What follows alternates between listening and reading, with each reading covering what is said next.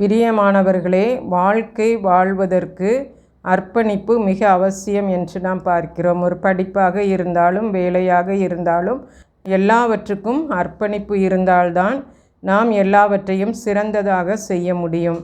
இன்று அநேகர் வாழ்வில் அர்ப்பணிப்பு இல்லாததினால் தங்களுடைய வாழ்க்கையிலே தோல்வியை அடைகின்றனர் என்று நாம் காண முடிகிறது. அப்போஸ்தலருடைய நடபடிகள் 22ஆம் அதிகாரம் 11 முதல் 17 வசனங்களை நாம் வாசிக்கலாம்.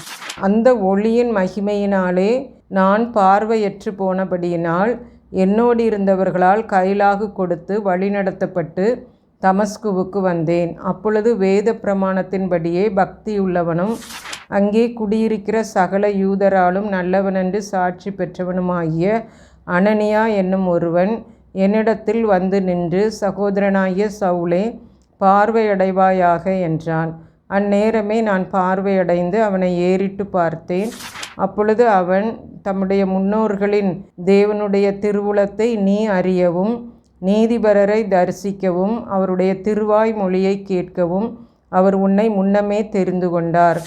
நீ கண்டவைகளையும் கேட்டவைகளையும் குறித்து சகல மனுஷருக்கு முன்பாக அவருக்கு சாட்சியாயிருப்பாய். இப்பொழுது நீ தாமதிக்கிறதென்ன?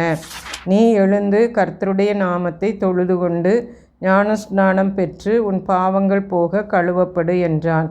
பின்பு நான் எருசலேமுக்கு திரும்பி வந்து தேவாலயத்திலே ஜெபம் பண்ணி கொண்டிருக்கையில் ஞான திருஷ்டி அடைந்து அவரை தரிசித்தேன். இந்த பகுதியை நாம் பார்க்கும் பொழுது பவுல் தனது அர்ப்பணிப்பை பகிர்தல் என்று நாம் பார்க்கிறோம். பவுலின் வாழ்வில் மிக வீரத்துடன் சென்றாலும் ஆண்டவர் குறுக்கிடும் போது அவருக்கு எதிர்த்து நிற்கவில்லை இந்த பவுல்.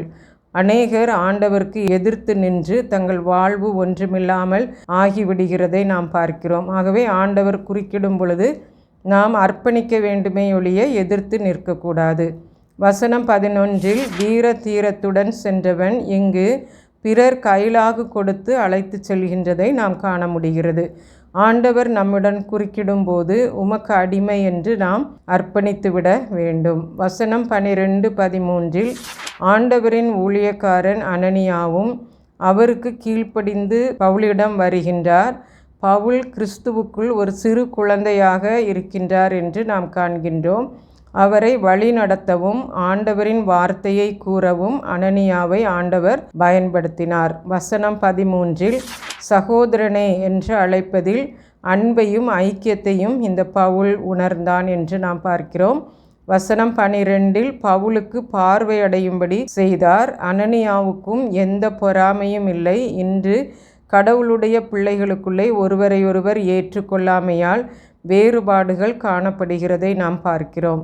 வசனம் 14 தேவனுடைய சித்தத்தை அறியவும் ஆண்டவரை தரிசிக்கவும் அவருடைய வார்த்தையை கேட்கவும் ஆண்டவர் பவுலை தெரிந்து கொண்டார். இதே காரியத்துக்காக ஆண்டவர் நம்மையும் தேர்ந்தெடுத்திருக்கிறார். வசனம் 15 பவுல் ஆண்டவருக்கு சாட்சியாக இருப்பாய் என்றும் 16 பாவங்களை அறிக்கையிட்டு ஆண்டவரை தொழுதுகொள் என்றதும் பவுல் எதிர்பேசாமல் தன்னை அர்ப்பணித்தார் என்று நாம் பார்க்கிறோம். அரைகுறையான அர்ப்பணிப்பல்ல, முழுமையான அர்ப்பணிப்பை ஆண்டவர் நம்மிடம் எதிர்பார்க்கிறார். ஜெபம் செய்வோம். அன்புள்ள பிதாவே, உமக்கு என்னை முற்றிலுமாக அர்ப்பணிக்க கிருபை தாரும் ஆண்டவரே. ஆமேன்.